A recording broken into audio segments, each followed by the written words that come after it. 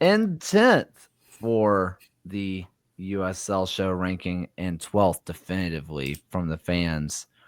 The worst team we have ever seen, arguably, the Miami FC. But it looks like they might be on a come up. What say you, John? Well, I say that they lost Danny Barbier, Rocco Gonzano, Gabriel Cabral's back to Tormenta, Frank Lopez is off to El Paso. They basically lost like 80% plus of the roster.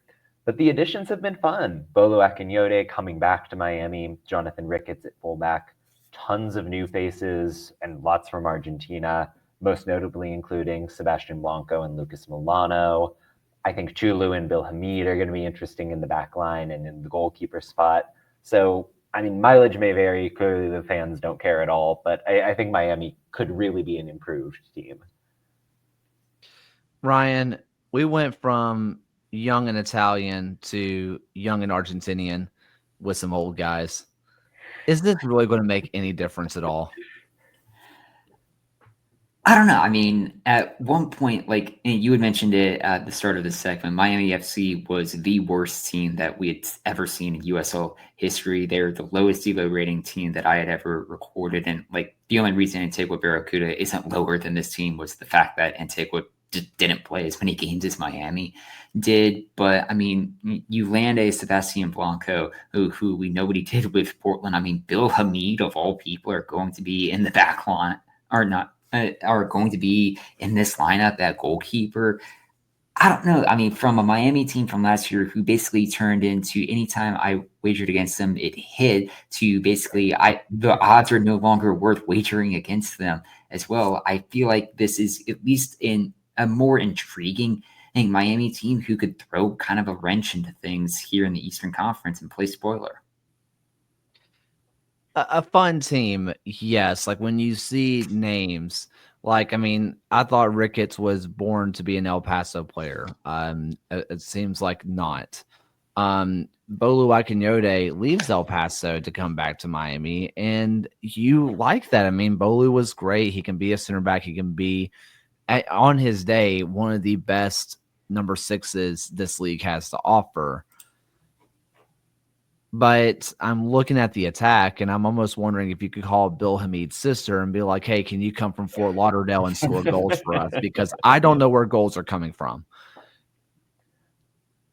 Yeah. Yeah, no, I 100% agree with you. I look at this team and think Miami might actually have a very competent kind of back 6 or 7.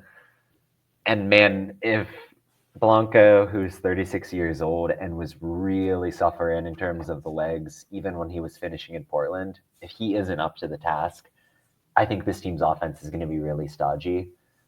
In the best case scenario, Blanco kind of takes on this free number 10 role, isn't asked to do a whole lot of defending, but can still kind of show off the technique and be a set piece ace. Maybe you get Ricketts involved on the underlap and the overlap, really talented player there. And if one of like the 6 or 7 Argentine guys that they've got ends up hitting, hey, anything can happen. I think there's at least a route for this team to be on the playoff bubble. Whether they can go above that feels unlikely, but that's major progress compared to last season. Also, want to throw this in there, Ryan. Before I do want to throw out that Nicholas Murray does throw this in. Jasmine Hamid is Hamid's sister. That wasn't a random like sexist comment from me. She's like a really good striker. I don't think anyone thought that, but yeah. I was worried. I got a little worried.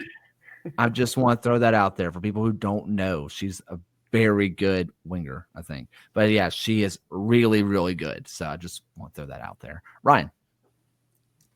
Yeah, I mean, the thing that this Miami team has going for them, and John, you had mentioned this as well, is that it can't get much worse than it was last season. They had 3 wins on the year. They conceded 89 goals. They scored 26. Like, all of those metrics should be very much improved upon this season. One match that I had in particular kind of circled on the calendar this season is when they would play FC Naples in the Jägermeister Cup. Like Miami now has like a semi-local derby that they're going to at least have another team within the region to kind of compare themselves to. And I really think it's kind of important that they need to win that match to kind of just like show us like, hey, we're still a very competent USL championship team, and we're going to go out there and prove it to a USL 1 expansion side who kind of started in our own backyard that we're, even despite last season, we're going to be improved, and I think they're going to be improved in all of those metrics because they really can't be much worse.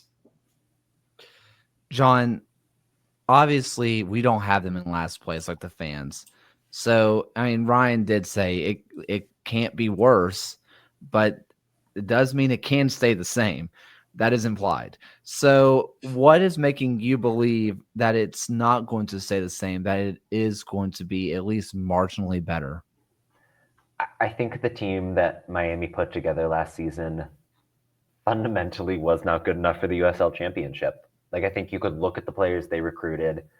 So many of them were League One guys who were solid, but maybe not the ones you would typically think, oh, they're going to make the jump. It was a lot of young players who obviously just weren't ready for the league.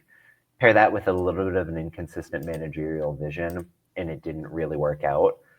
When you look at that back line, which still is nascent, but Bill Hamid has been with the U.S. national team. He's been in MLS. Dalton Knutson was maybe the best defender this team had, someone who it makes sense to bring back. Tulu is a veteran, Jonathan Ricketts is a veteran, Bolu Akinyodi is a veteran. Suddenly you've got a core of players who know how to get it done in the USL.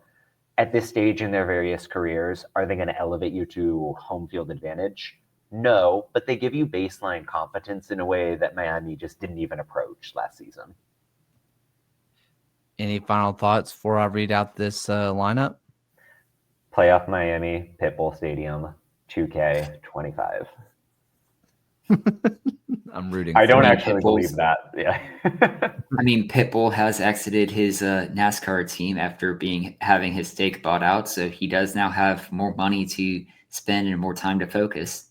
There we go. How about that? Well, here we go with a 4-2-3-1, which, by the way, is kind of just a guess, right, John? Because we don't really know. Miami could end up playing any shape in the book and be like, yeah, we don't really know. Yeah, so we're just kind of throwing 4-2-3-1 out there. John is anyway as like an educated guess. But can I just say in general, like, you people know your lineups better than I do. I'm trying to keep 38 depth charts right now. So if there's a little bit of an error, cool. This is a very good point. Again, everybody say thank you, John, for putting all this together. So in the back, Bill Hamid in goal. The left side, to be named later, Knudsen, center back, Tulu, center back, and then Ricketts on the right, Akinyode and Mercado making up the holding mid. On the left side, Milano in the middle, Blanco and Romero on the right side, and up top, Rivera. Nicholas Murray put in a good question in there into the chat before we move on from the Miami FC. What should Miami's goal song be this year? I mean, among the Pitbull songs, I think Timber is just like innately funny because it's really dumb. So that would be my pick. That could be that if Blanco scores, that's a layup, right? See, there we go. Do you have anything, Ryan? Oh, yeah. Wait, we've got like multiple former Timbers. What are we doing? That's guaranteed. Easy money, Miami people. Timber. Thank us later.